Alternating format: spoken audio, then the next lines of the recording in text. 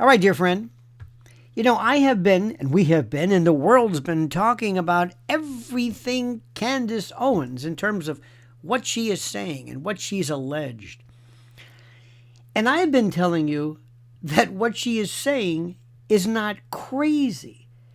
It's a thought, it's an observation, it's a hypothesis, a theory, an accusation, and it's not crazy. I've never seen anything like this. Immediately, people are jumping on and saying she's out of her mind. And I'm not an expert in all of the various nuances and machinations and subtexts of what's going on, but I would like to, if I could, slow this down just a tad and do something simple.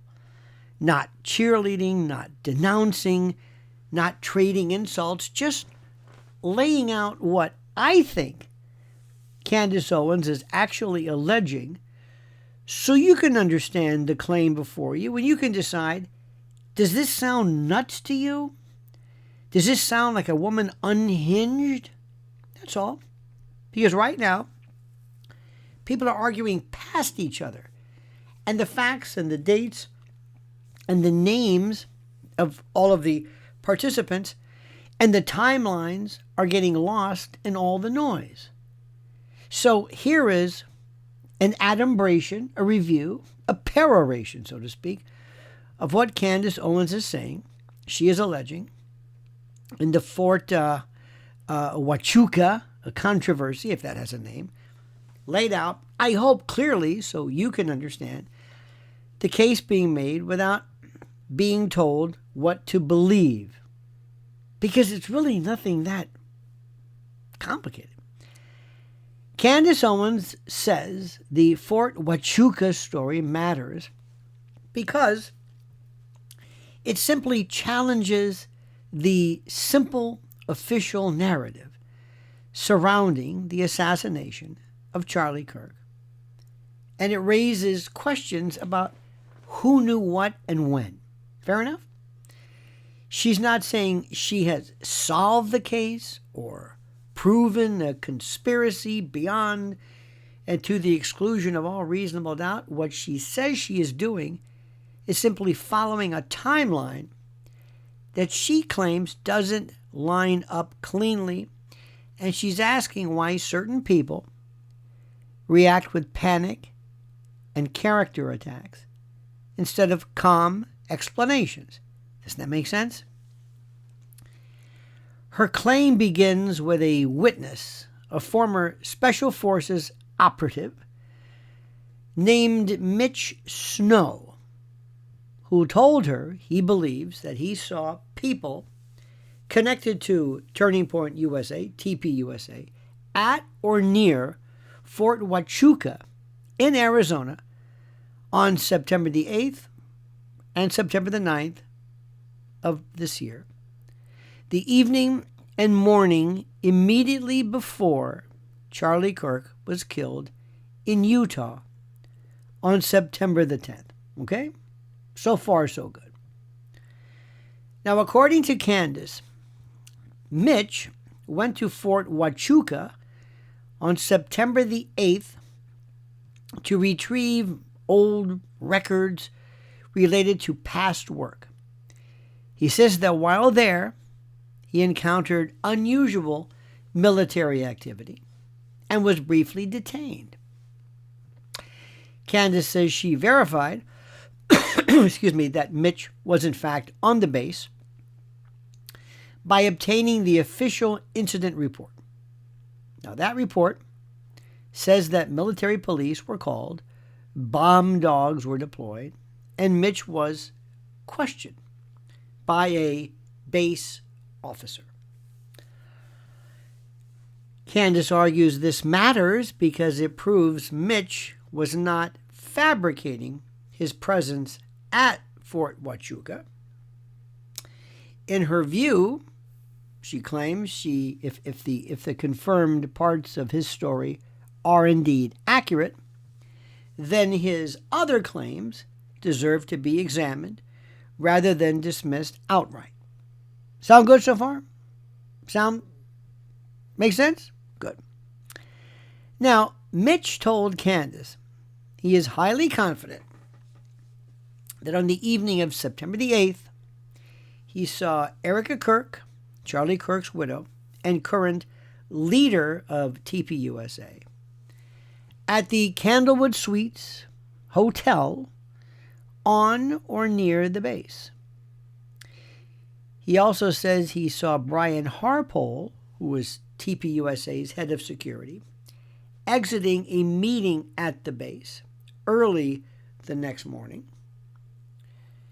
And he further claimed he may have seen other figures connected to TPUSA or Republican politics, including Cabot Phillips or Congressman Mark Amidei.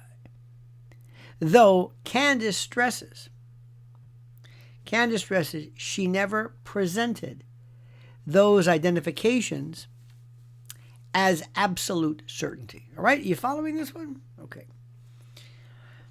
She also says that she consistently framed the identifications as high confidence, but not 100%, and openly acknowledged the possibility of misidentification. You with me?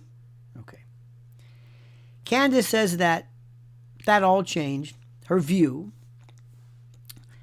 and what's important to understand is that what changed her view, I should say, wasn't the witness alone, but the reaction once Fort Huachuca entered the discussion. She says she initially treated Mitch's claims cautiously and publicly rated some aspects at about 50-50. She says witnesses can be wrong and faces can be mistaken. However, once the story became public, she says there was an immediate and intense pushback that didn't focus on dates or facts, but on smearing her and the witness. She says this reaction made her more confident that the questions deserved attention. Now, a central part of her allegation involves what she calls misdirection around dates. Candace says that Andrew Colvett, a spokesperson for TPUSA, appeared to be live texting YouTubers of material presented as proof that Erica Kirk could not have been at Fort Huachuca. The material shared showed Erica's metadata and schedule for September the 9th, including a dinner with Charlie Kirk. Candace says this doesn't address the allegation because the alleged hotel sighting was on the evening of September the 8th. She argues that presenting September the 9th as definitive proof is misleading because it doesn't cover the time in question. You with me? Good. Candace also points to Erica Kirk's own words in a Jesse Waters interview. In that interview, Erica says Charlie was at the office all day on September the 9th and that they were supposed to meet up for dinner. Candace argues that this wording implies they were not together all day. Erica also says she stayed in Phoenix because her mother had a medical issue, that Charlie came home alone, slept in a different room, and that she did not see him the next morning. Candace says these statements do not close the window on September the 8th and do not clearly account for the early hours, I should say, of September the 9th. She says she's not claiming this proves anything by itself, only that it leaves unanswered questions. Now, another part of Candace's case is how critics responded to the witness.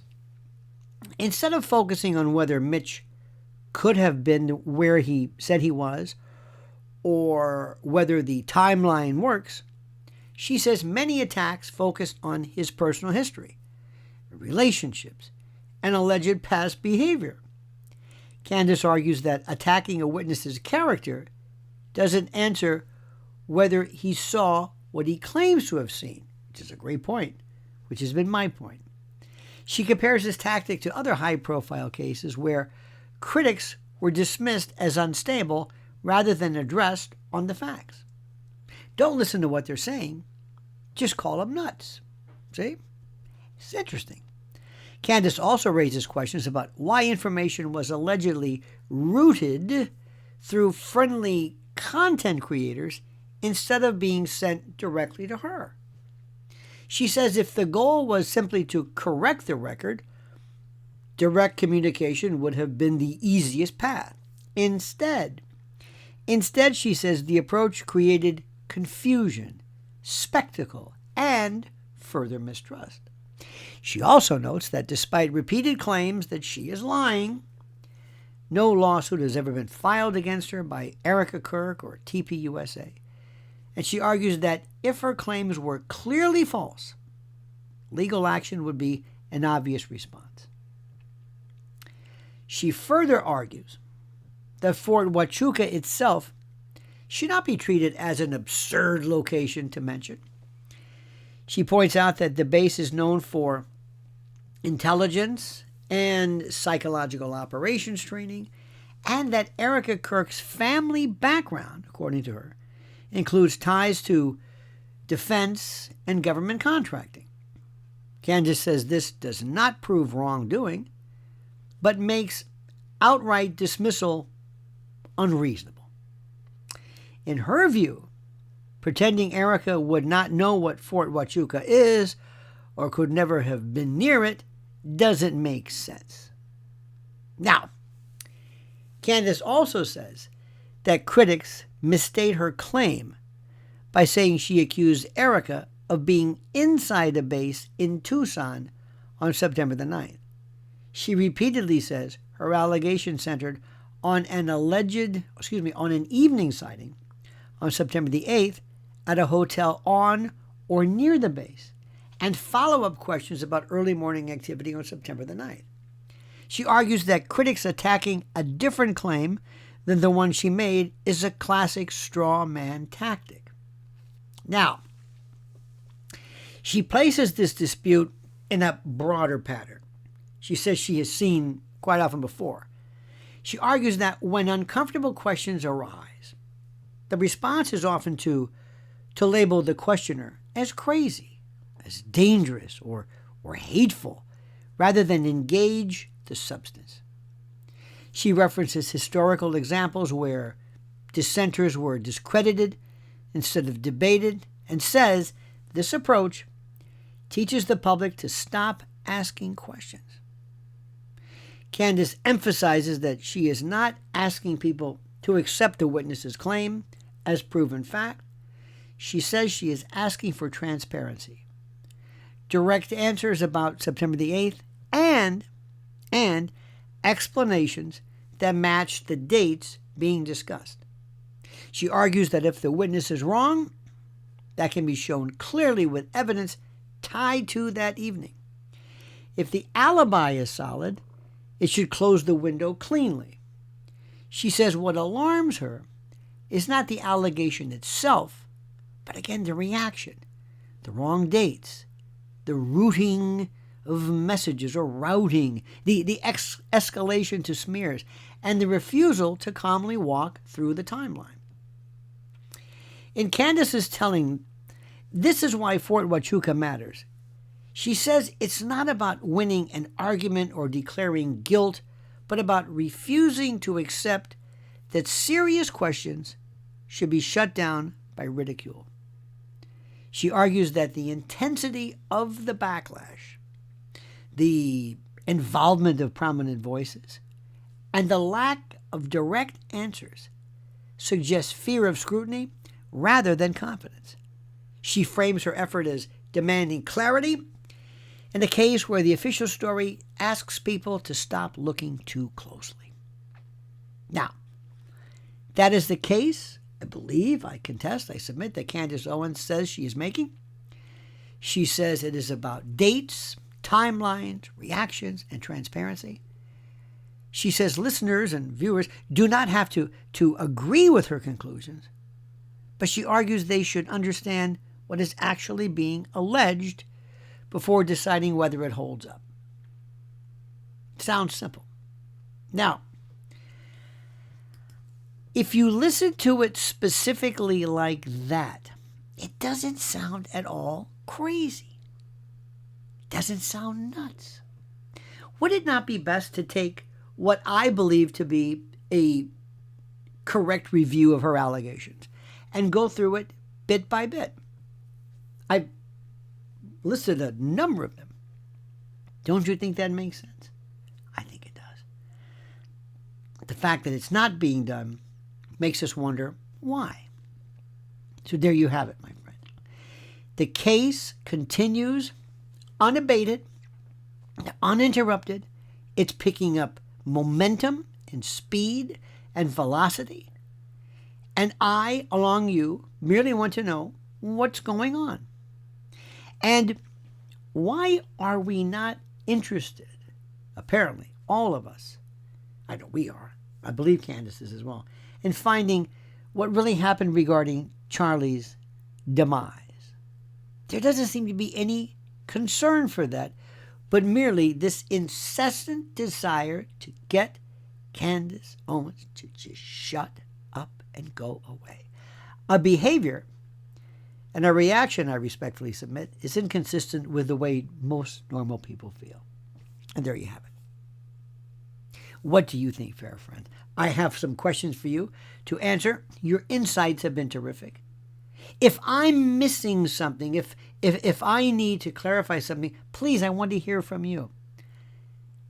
If something needs to be clarified or pinpointed or honed or expanded, let me know. And thank you.